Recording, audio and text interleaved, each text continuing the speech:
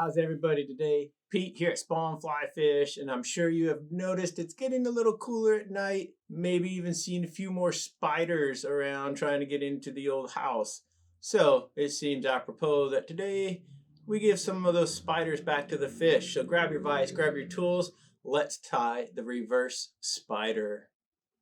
Let's dive right into this spider today. We are looking at the Ahrex FW561. We're going big. This is a size 8. Let me get some thread going. This is just some 6/0 fluorescent fire orange. Regular orange would be fine. 6/0, 140, whatever makes you happy. That's the right thread for today. Not too crazy. This is a really cool fly. It is a very, very well-known searun cutthroat pattern.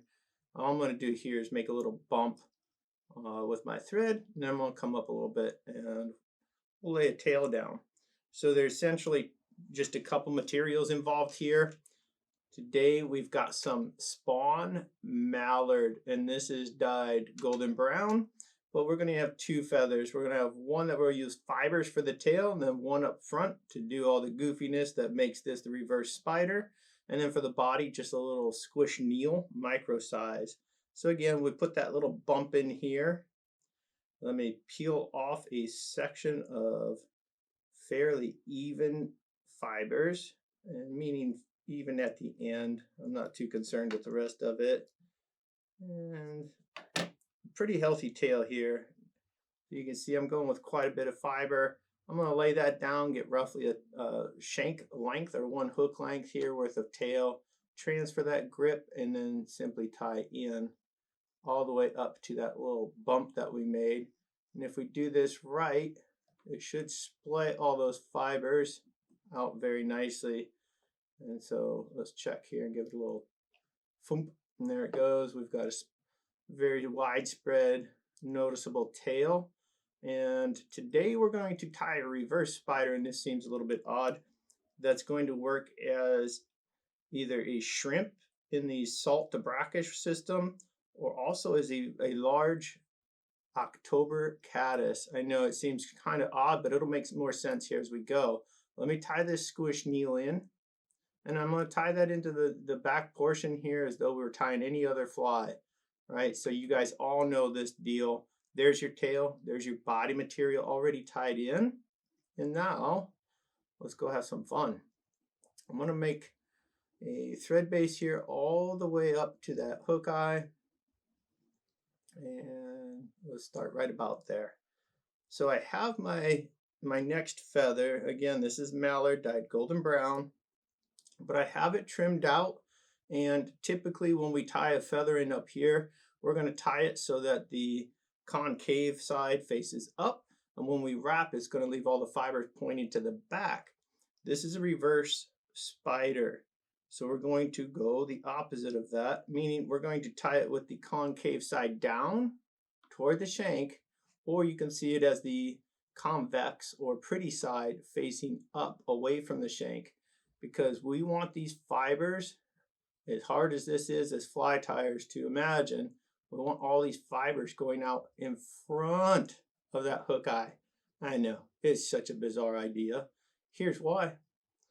Once this thing gets wet and you've drifted it down and swung it, whatever you want to call it, and it's time to retrieve that fly, all those fibers that are sticking out to the front will sweep back over the body, and it gives so much movement. It's ridiculous, the amount of movement.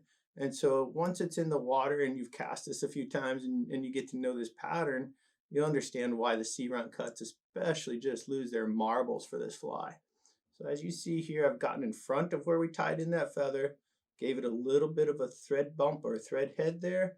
And so that's going to prevent this from collapsing in on itself once we start wrapping. And let's just get this thread out of the way. See those 2 little nubs there? Normally that would drive me nuts, but I'm improving as a human, and I can deal with that. Just pointing it out for you guys. Doesn't have to be crystal perfect every time. Close, but not exact. So now I'm just going to get all these fibers sort of trained out to the front like we normally would, And I know it seems odd. Get them up there, get them coaxed, and then if they play nice, we're just going to start wrapping back toward that hook bend or hook point. So there's 2 full wraps. And this is, again, one of those fun process flies where you just need to trust all the steps. It will come out the way it's supposed to. It's a little unruly the first couple times you tie it. Don't get me wrong. This goes against most of the things you've learned previously, and it's going to feel awkward, and that's okay. That's growth as a fly tyer sometimes. Challenge yourself to step outside of that comfort zone, and as you can see, once you've got this started, it sort of just naturally will go about its business, kind of knows what to do.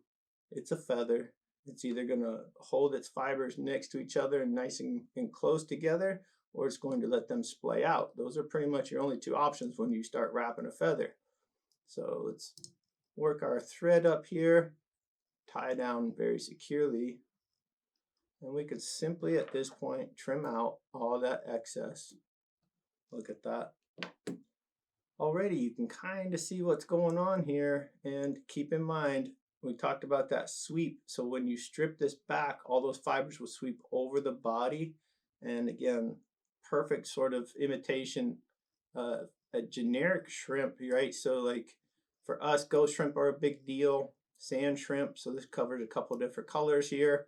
And if you're fishing this as a shrimp and you want a clear or whiter, paler pink, whatever it might be, you see how easy it is to just swap out a few materials, go with regular standard color Mallard, and change up that body color, and there you go, whole new fly, whole new color system. A little twist in that micro chenille, that Squishenille, but that's okay. Just sort of let it do its thing. And up here, you can see the amount of room you have to play with as far as, do I crowd it? Do I leave it be? And this is going to sort of, give you an opportunity to express your personal flair, if you will, on what your preference just might be. I like to get as much of this body material up there as I can and just really make it look nice and full on the inside there. And that's it.